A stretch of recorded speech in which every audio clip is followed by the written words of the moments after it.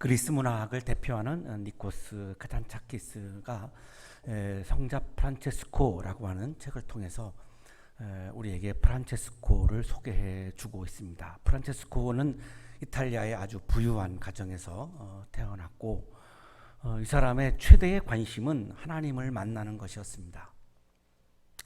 하나님을 만나기 위해서 결혼도 하지 않았을 정도니까요.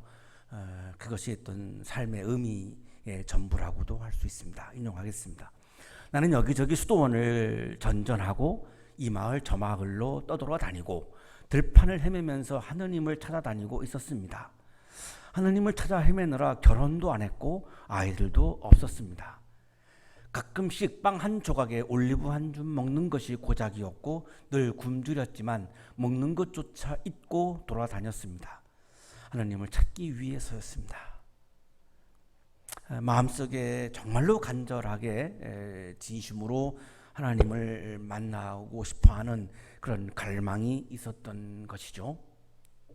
오늘날 우리 그리스도인들에게 이런 하나님을 만나려고 하는 갈망이 있는지 한번 묻게 됩니다. 투쟁적인 기독교도의 진가는 그가 지닌 미덕에 있는 것이 아니라 내면에 도사리고 있는 오만과 불경과 불충과 악의 같은 것을 미덕으로 바꾸려는 치열한 투쟁으로부터 나오는 것입니다. 이분은 우리 그리스도인은 투쟁하는 사람이다 라고 이야기하는 겁니다. 뭘 갖고 투쟁하느냐면 내 안에 있는 오만함, 이것이 하나님을 만나는 것을 가로막는 결정적인 원인이기 때문에 이 내 마음에 가득 차 있는 이 오만함을 신앙으로 바꾸기 위해서 끊임없이 내면적인 싸움을 해야 하는 사람이 그리스도인이다라고 말하고 있는 것입니다. 우리 모든 인간은 내 안에 욕망이 있습니다. 오만함도 있습니다. 이거 부정할 수가 없죠. 그리스도인이 아닌 사람들은 그 오만함을 자연스럽게 그냥 여기면서 살아가는 사람들이고, 그리스도인은 이 내 안에 계속 싹트고 있는 이 오만함을 어떻게 꺾을 것인가, 이걸 어떻게 신앙으로 바꿔갈 것인가, 이거를 끊임없이 싸우는 사람이 그리스도인이라고 하는 것이죠. 그것조차 없다면 그리스도인이라고 말할 수 없는 거죠. 자, 그렇다면 분명해지죠. 우리 신앙생활의 핵심은 하나님을 만나는 거고요. 하나님을 만나기 위해서는 내 오만함을 이거를 해결하고 꺾어야지만 가능해집니다. 그렇다면 우리가 교회에 와서 어떤 역할을 맡고 또 어떤 무슨 직분을 맡고 교회에 와서 내가 어떤 영향력을 행사하고 교회에 와서 내가 어떤 권력을 갖고 이런 거는 전혀 신앙과는 무관한, 그리스도인과는 전혀 무관한 것임이 분명해지죠. 오늘날 우리가 한국교회를 돌아보시죠. 우리가 한국교회의 그리스도인들이 왜 교회에 나올까요? 하나님을 만나는 것을 핵심으로 만약에 여기신다면 교회에서 맡는 어떤 직분이나 어떤 역할이나 이런 것들에 대해서 전혀 무감각해져야지 정말로 자연스러운 거죠. 그거를 중요하게 여기지 말아야지 자연스러운 거죠. 그걸 중요하게 여긴다고 한다면 계속해서 내 오만함과 싸우는 모습을 내가 가질 수가 없으니까요. 하나님을 만나는 것은 불가능해집니다.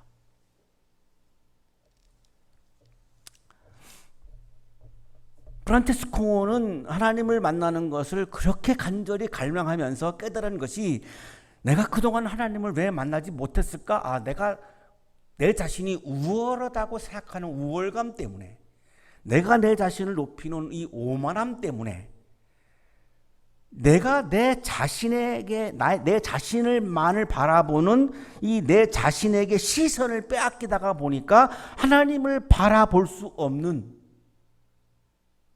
내 시선이 하나님이 아닌 나에게로 가 있는데, 나의 직분, 나의 영역, 나의 영향력, 나의 어떤 그런 그 교회 안에서의 어떤 많은 그런 권력들, 여기에 내가 시선을 빼앗기다가 보니까 하나님을 바라볼 수 없었네, 이런 고백을 하고 있는 겁니다.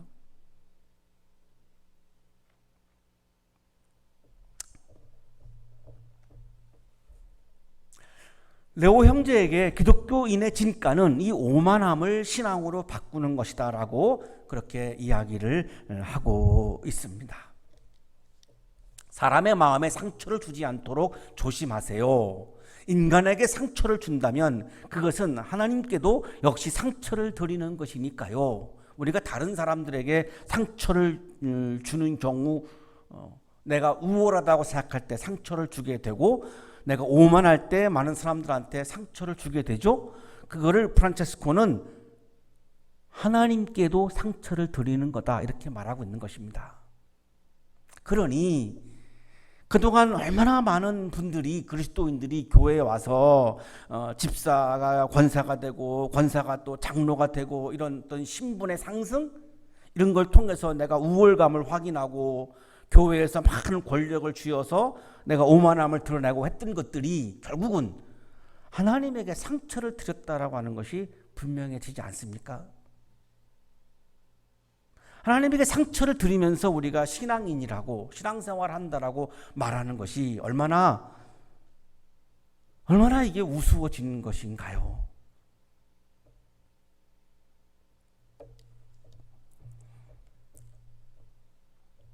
프란체스코는 자신이 우월하다라고 하는 우월감, 자신을 높이는 이 오만이 사람과 하나님에게 상처를 주면서 결국은 이것이 하나님을 만나지 못하게 하는 장애라고 이야기하고 있습니다.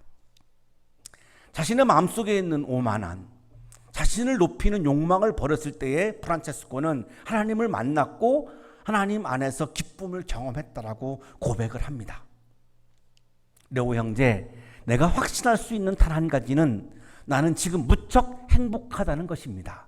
아주 기쁩니다. 만세 만세, 우리는 승리했소. 레오 형제, 하나님을 만나는 경험을 했던 순간을 이렇게 고백합니다. 내가 너무나 기쁘다, 너무나 행복하다, 나는 승리했다. 과연 집사가 됐을 때, 권사가 됐을 때, 장로가 되었을 때 이런 고백이 터져 나올 수 있을까요? 없습니다.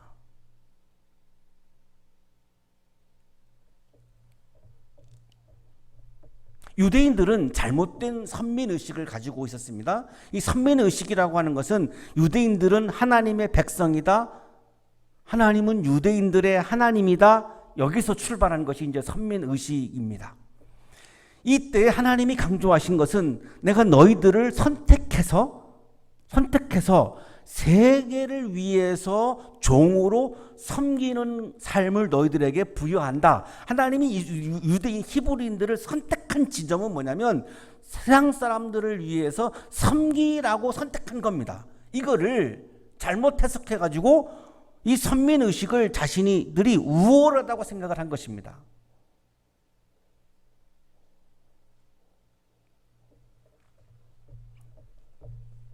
갑자기 생각이 안 나는데요. 영국의 역사학자, 역사의 연구를 쓴 사람, 이분이 유대 문명이 몰락한 원인을, 제1원인을 이것이라고 꼽고 있죠. 우월감. 이 우월감이 잘못된 선민의식에서 나왔다고 이야기하고 있죠. 이 우월감이 오만함으로 이어진 거죠. 그래서 굉장히 우리가 전 세계에서 우리가 제일 가는 민족이다, 이런 어떤 오만함, 이런 선민의식에서 나온 우월감과 오만함을 가지고 있다면 프란체스코의 이야기대로 한다면 하나님을 만날 수 없죠. 그래서 실제로 그들은 하나님을 만나지 못했습니다.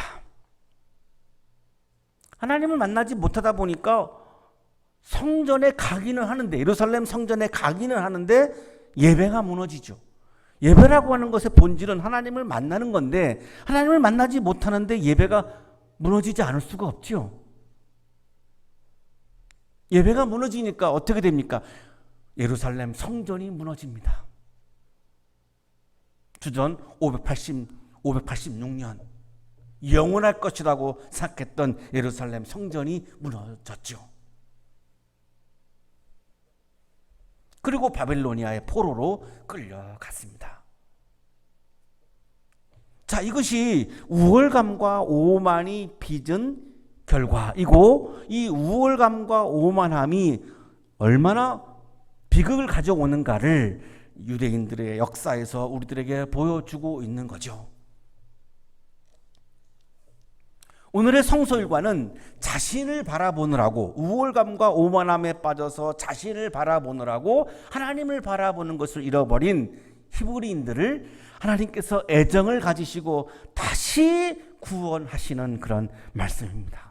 그럼에도 불구하고 다시 한번 그들에게 애정을 가지고 그들을 구원하시는 말씀입니다. 굉장히 애절하고 애틋한 장면이죠.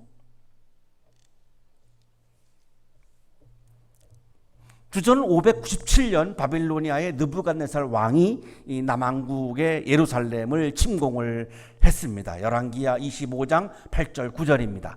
바빌로니아의 느부갓네살 왕 제19년 다섯째 달 7일에 바빌로니아 왕의 부하인 느부사라단 근위대장이 예루살렘으로 왔다. 그는 주님의 성전과 왕궁과 예루살렘의 모든 건물, 곧 큰 건물은 모두 불태워버렸다.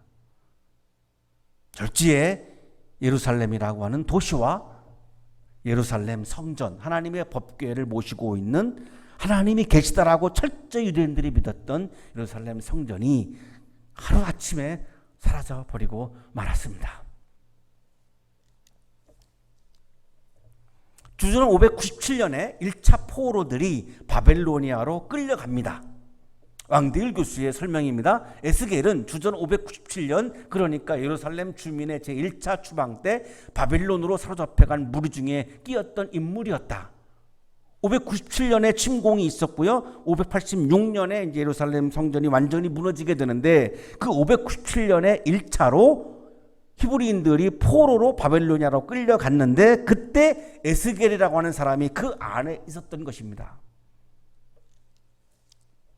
이 에스겔은 그때만 하더라도 제사장이었습니다.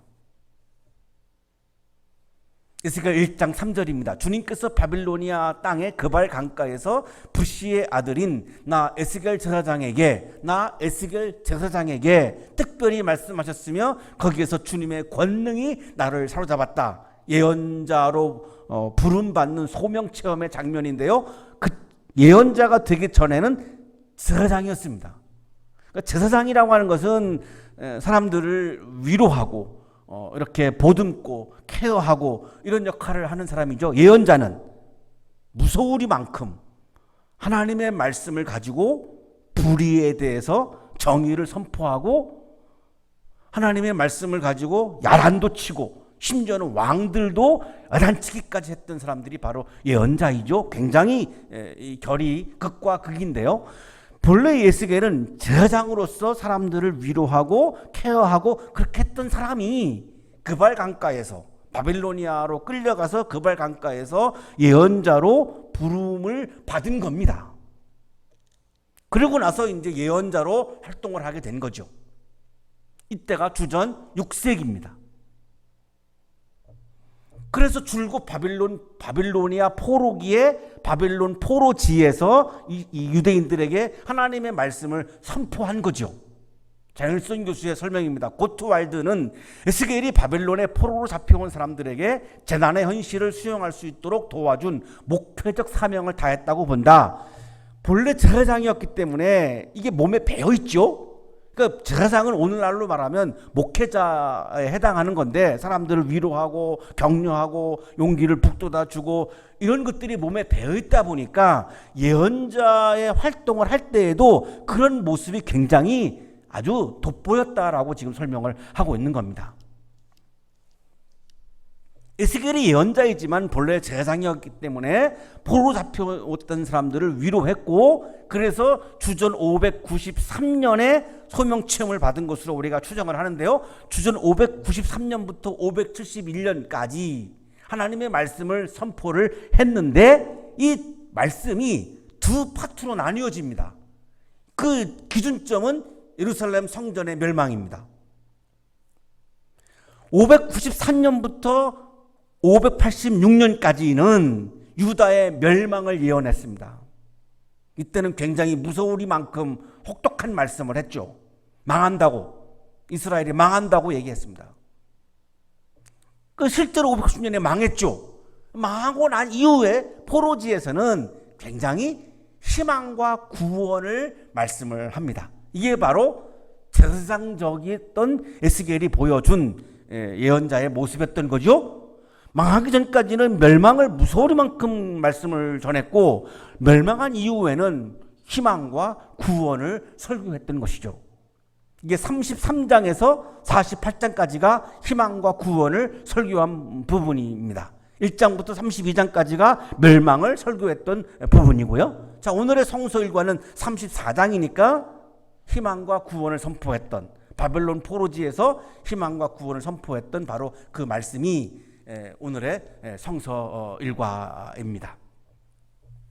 이렇게 시작합니다. 참으로 나 주 하나님이 말한다. 내가 나의 양떼를 찾아서 돌보아 주겠다. 자, 벌써 다르죠? 돌보아 주겠다. 굉장히 희망적이고 하나님이 이스라엘 사람들을 구원하는 그런 말씀을 하게 되는데, 양떼라고 하는 말씀을 하나님이 하시죠. 여기에는 내가 너희들의 목자야, 너희들은 나의 양이야, 이걸 전제하고 있는 거죠. 목자는 굉장히 무서운 사람이 아니죠. 목자라고 하는 사람은 양들을 굉장히 이렇게 사랑으로 돌보는 사람이 목자이니까요. 내가 너희들의 목자야. 나는 너희들을 심판하는 막 그런 무서운 하나님이 아니라 나는 너희들을 돌보는 목자야. 이런 말씀을 지금 하는 거죠.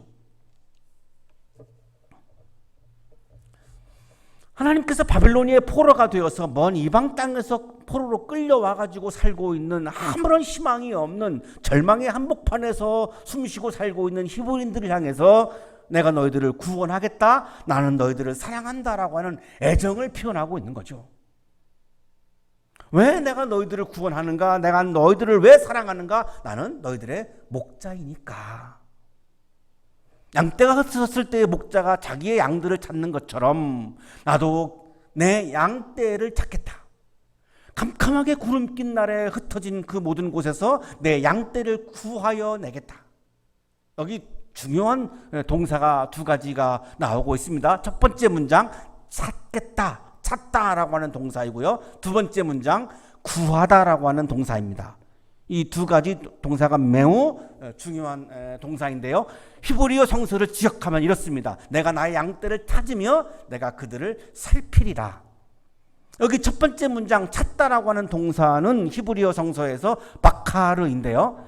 우리가 그냥 이렇게 찾는다, 이렇게 찾는다, 이렇게 그 의미하고는 조금 다른데요. 굉장히 세심하게 살피고 돌본다라고 하는 의미를 포함하고 있는 그런 찾다 동사입니다. 그냥 잃어버린 돈을 찾는다 이런 의미가 아니라 내가 굉장히 그 사람에 대해서 세심하게 살피고 돌보면서 그 사람을 찾는 겁니다. 잃어버린 돈을 찾는다라고 하는 것은 너무나 다른 거죠. 내가 그 사람이 너무나 좋아서, 그 사람이 너무나 사랑스러워서 어디 갔어? 어디 있어? 라고 막 찾는 거, 그런 거죠. 하나님이 히브리인들을 막 찾는 거예요. 너희들 어디 갔어? 내가 너희들을 너무나 사랑하고 예뻐하는데 너희들 지금 어디에 가 있는 거야? 왜 예루살렘에 있지 않고 왜 바빌로니아의 포로에 끌려가 있어? 이런 차원에서 내가 찾는다, 이런 말씀을 하는 겁니다. 박조루 교수의 주석입니다. 하나님은 그의 양떼를 건지시고 인도하시고 누이시며 먹이신다. 이것이 11절 15절에 나타나는 하나님의 구원이다. 특히 여기에서의 구원은 10절의 내용과 함께 새로운 출애굽을 암시한다. 찾는다, 내가 구한다, 이런 동사들은 출애굽기를 연상하는 그런 동사들입니다. 하나님이 430년 동안 노예를 살았던 히브리인들을 이집트에서 구해내죠. 찾아서 구해내죠. 그래서 이 좀 출애굽을 자꾸만 떠올리는 겁니다. 왜냐하면 바벨로니아의 포로에 끌려가서 70년을 노예로 살고 있는 이들이 할 수 있는 게 아무것도 없습니다. 어떻게 이게 구원이 됩니까? 이게 믿어지지가 않죠. 우리가 할 수 있는 게 아무것도 없으니까요. 어떻게 희망을 갖겠습니까? 아무것도 할 수 있는 게 없는데요. 이때 하나님이 이들에게 출애굽을 사건을 자꾸만 떠올리시는 겁니다. 너희들이 이걸 경험했잖아. 출애굽을 경험했잖아. 그때는 430년이었어. 그런데 내가 너희들을 찾았고 내가 너희들을 구했잖아. 왜 그 경험을 했는데 왜 그거를 왜 기억을 못해? 그걸 기억을 자꾸만 지금 되살리려고 이런 동사를 하나님이 지금 사용하고 계시는 거죠. 히브리인들을 건지시고 인도하시고 누이시고 먹이셨던 것처럼, 광야에서 그렇게 했던 것처럼 이번에도 그렇게 하시겠다고 말씀하고 있는 거죠. 구하다라고 하는 동사는 히브리어에서 웨히찰티라고 하는 동사인데요, 이 동사도 출애굽을 연상시키는 동사입니다. 하나님께서 히브리인들을 이집트의 노예로부터 구해냈던 것처럼 이번에도 그렇게 하시겠다.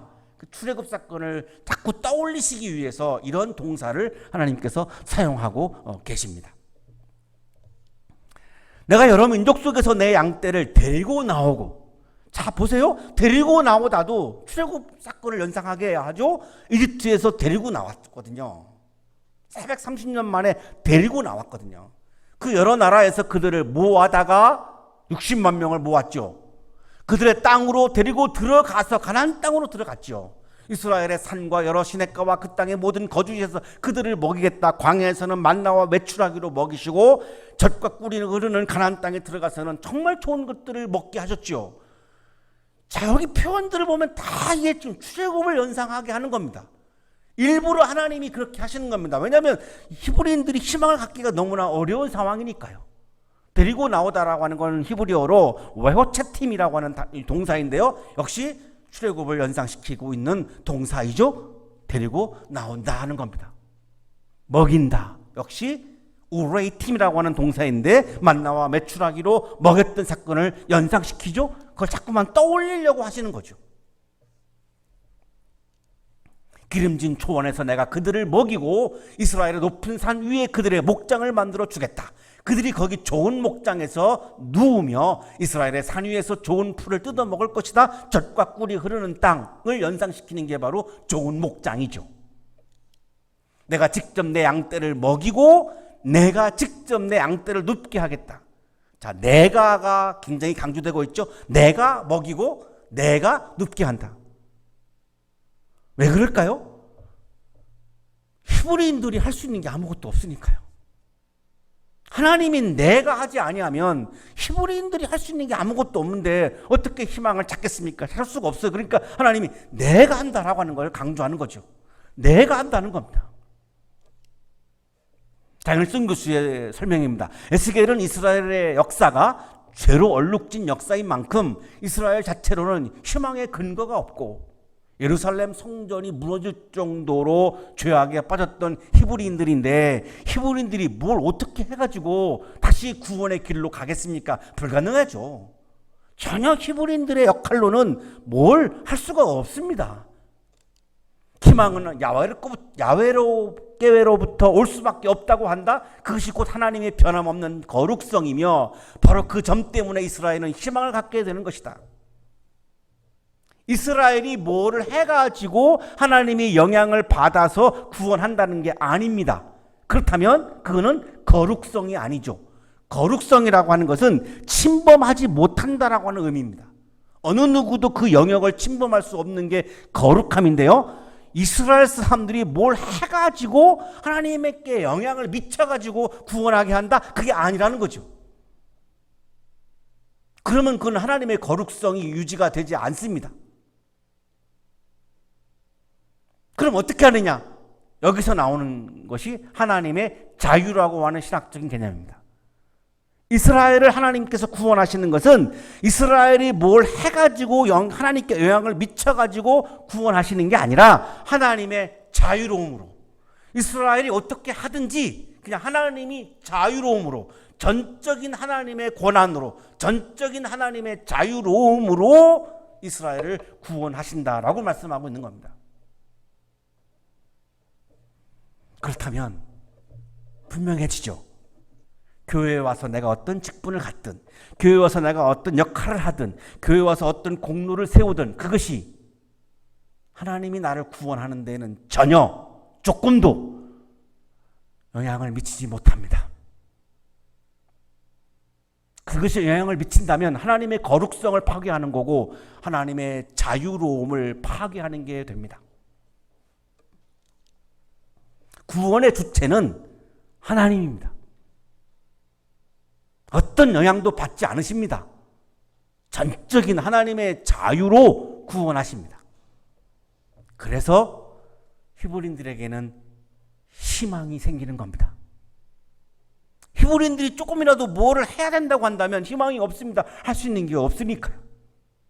그러나 전적인 하나님의 자유로움으로, 하나님의 거룩함으로 구원하시기 때문에 그래서 지금 희망이 있는 것이죠.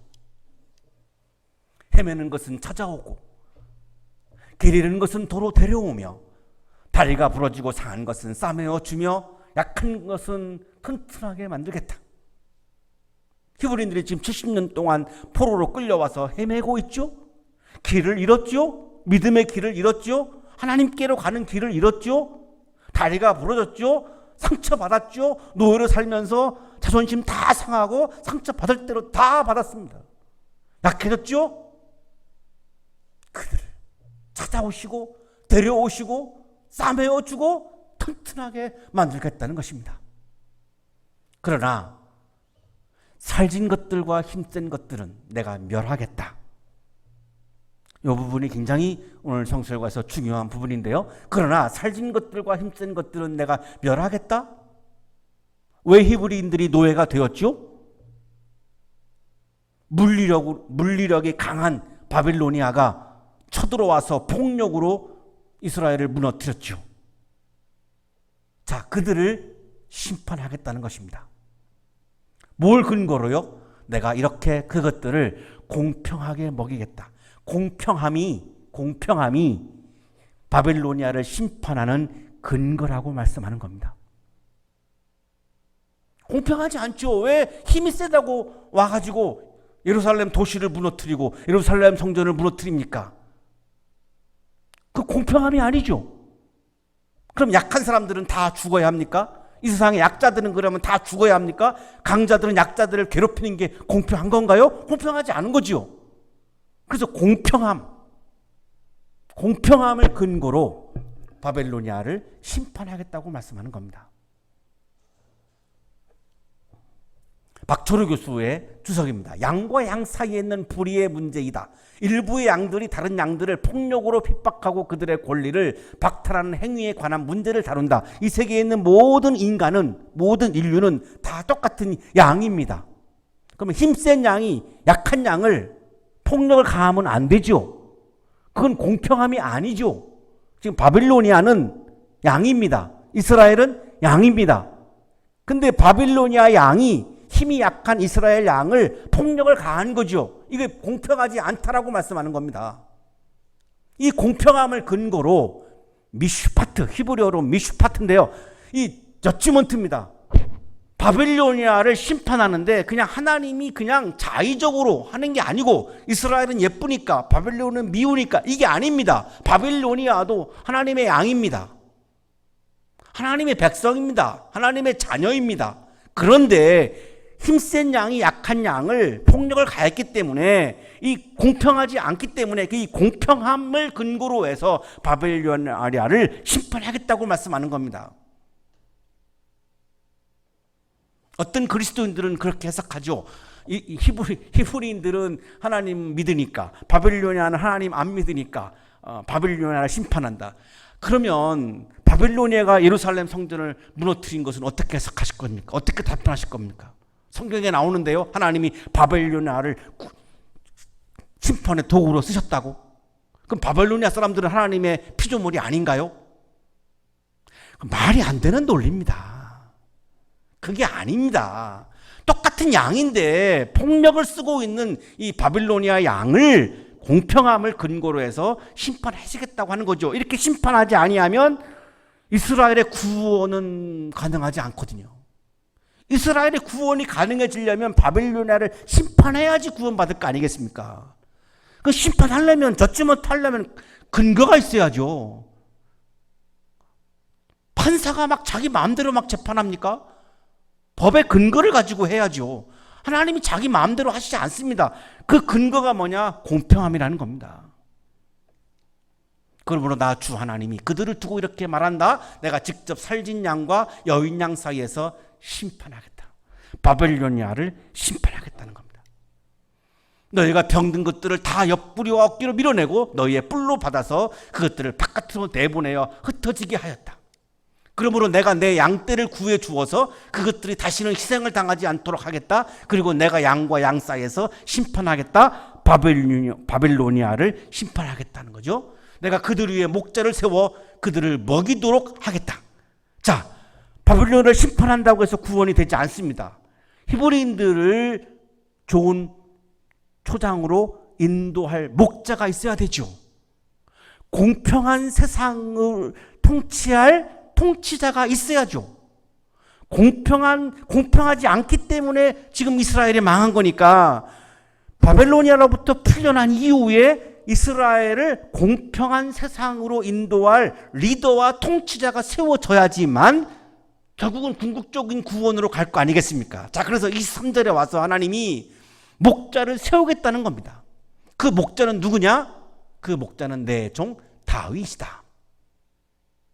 다윗은 훨씬 이전의 사람입니다. 옛날에 분열 왕국 이전에 왕정 시대에 이스라엘의 2대 왕이니까 훨씬 이전의 사람이니까 그 다윗처럼 다윗은 메시아를 상징하는 단어였습니다.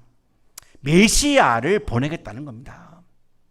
그 메시아가 너희들의 목자가 된다는 겁니다. 그때에는 나 주가 그들의 하나님이 되고 내 종 다윗은 그들의 왕이 될 것이니 나 주가 말하였다. 메시아인 목자를 보내서 공평한 세상을 이루어 가게 해서 히브리인들을 완전히 구원하겠다. 내가 너희들의 목자인데 내가 내 종을 보낸다. 그 종은 메시아이고 그 메시아는 바로 나를 대신하는 목자다. 이런 말씀이죠. 박철호 교수의 설명입니다. 여기에서 다윗은 다윗 가문을 가리킨다. 그리고 메시아를 나타난다. 메시아를 의미하는 거죠. 히브리인들의 구원을 위해서는 불의한 세력을 심판하고 공평한 세상을 이루어가는 통치자가 필요합니다. 그 통치자의 모델이 이스라엘에서는 다윗이었죠. 하나님께서 히브리인들을 구원하기 위해서 불의한 세력인 바벨로니아를 심판하고 공평함으로 세상을 다스리는 메시아를 목자로 보내신다는 것이죠. 하나님께서 공평한 나라, 하나님 나라죠. 그 나라가 바로 하나님 나라입니다. 하나님 나라를 위한 목자로, 메시아로 바로 예수 그리스도를 보내주신 것입니다. 그래서 예수님의 족보가 다윗을 기준으로 해서 나누어지죠. 예수께서 말씀하셨습니다. 나는 선한 목자이다. 하나님께서 예수 그리스도를 우리들에게 공평한 세상 하나님의 나라를 이루어가는 목자로, 메시아로 우리들에게 예수 그리스도를 보내주셨기 때문에 예수님 이렇게 말씀하시죠. 요한복음 10장 11절 나는 선한 목자이다. 선한 목자는 양들을 위하여 자기 목숨을 버린다. 그 예수 그리스도가 하나님이 여기서 말씀하신 바로 나를 대신하는 목자로, 메시아로, 구원자로 우리에게 보내신 거죠. 우리들에게 오신 거죠. 목자는 누구입니까? 하나님입니다. 목자는 누구입니까? 예수 그리스도입니다. 그렇다면 목회자는 목자가 아닙니다.